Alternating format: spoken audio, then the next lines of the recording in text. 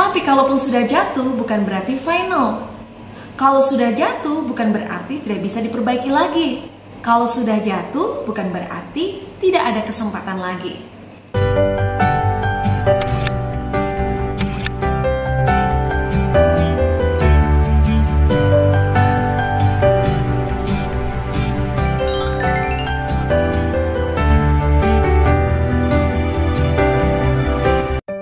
Perjalanan kehidupan kekristenan adalah sebuah perjuangan panjang yang tidak akan pernah berhenti sampai menutup mata.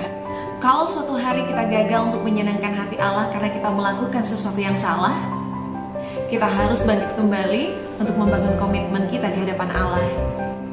Kalau seandainya kita gagal lagi, kita harus bangkit dan membangun kembali komitmen kita di hadapan Allah.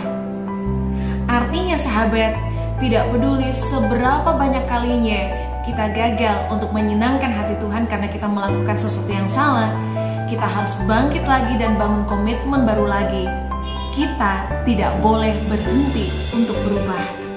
Firman Tuhan mengatakan di dalam Amsal pasal 24 ayat yang ke-16. Bunyinya seperti ini.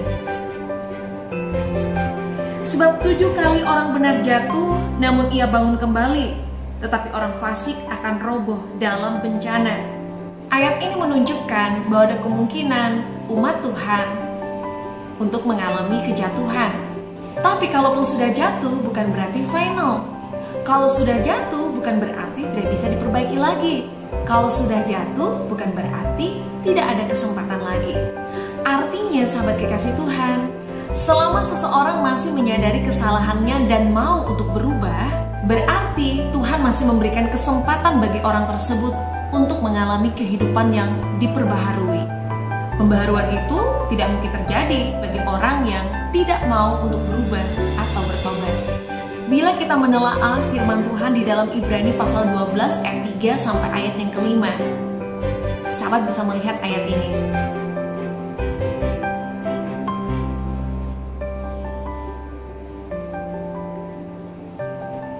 Kalimat di dalam ayat-ayat ini mengisyaratkan adanya sebuah pergumulan dan perjuangan yang sangat berat untuk mencapai iman yang sempurna, artinya ketaatan yang berstandar Yesus. Penulis Ibrani menasihati kita agar tidak berputus asa di dalam perjuangan itu, dan itu berarti perjuangan itu betul-betul bisa membuat seseorang gagal. Kalau dikatakan di dalam firman Tuhan bahwa Yesus sampai mencucurkan darah, itu berarti perjuangannya all out, yang artinya mengerahkan seluruh kehidupan tanpa batas. Sahabat, orang percaya pun dikehendaki untuk memiliki perjuangan seperti itu. Karena sahabat, tanpa mempertaruhkan seluruh kehidupan tanpa batas, kita tidak akan pernah berhasil dalam perjuangan ini. Dari kebenaran inilah nyata bahwa kekristenan menyita seluruh kehidupan kita. Kekristenan bukan bagian hidup, tapi seluruh kehidupan kita. Ini adalah kebenarannya sahabat. Umat pilihan adalah umat yang standarnya ditentukan untuk serupa seperti Yesus. Orang percaya adalah orang yang ditentukan untuk menjadi anak-anak Allah. Menjadi anak-anak Allah sendiri bukan hanya sekedar status yang diklaim sepihak, melainkan melibatkan tanggung jawab kita untuk berjuang berkeadaan sebagai anak-anak Allah. Dan anak-anak Allah harus memiliki kesucian yang standarnya adalah Allah sendiri. Itulah sebabnya jikalau seseorang memanggil Allah Bapa, ia harus hidup dalam ketakutan sementara menumpang di bumi. Sebab orang yang memanggil Allah sebagai Bapa harus keluar dari cara hidup yang salah. Dan hanya dengan cara seperti inilah sahabat, sebagai orang percaya, kita dapat mengambil bagian di dalam kodrat ilahi, atau mengambil bagian di dalam kekudusan Allah.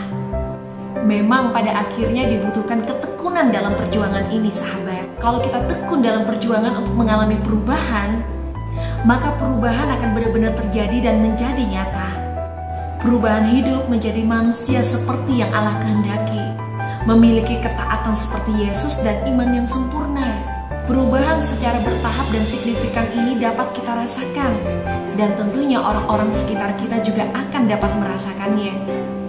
Perubahan yang akan membuat kita takjub, betapa hebatnya karya Allah melalui Roh Kudus di dalam kehidupan setiap kita.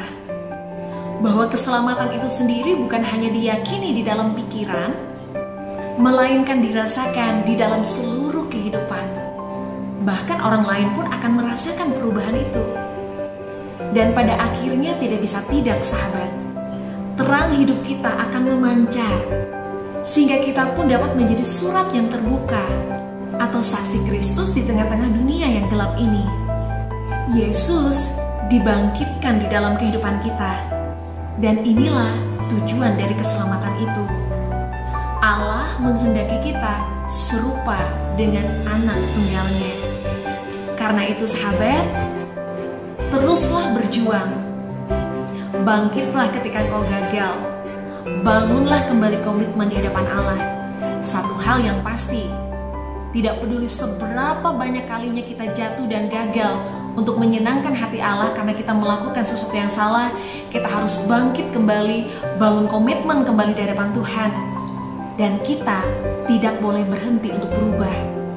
Perjuangan ini panjang sampai menutup mata. Selamat berjuang. Tuhan Yesus memberkati.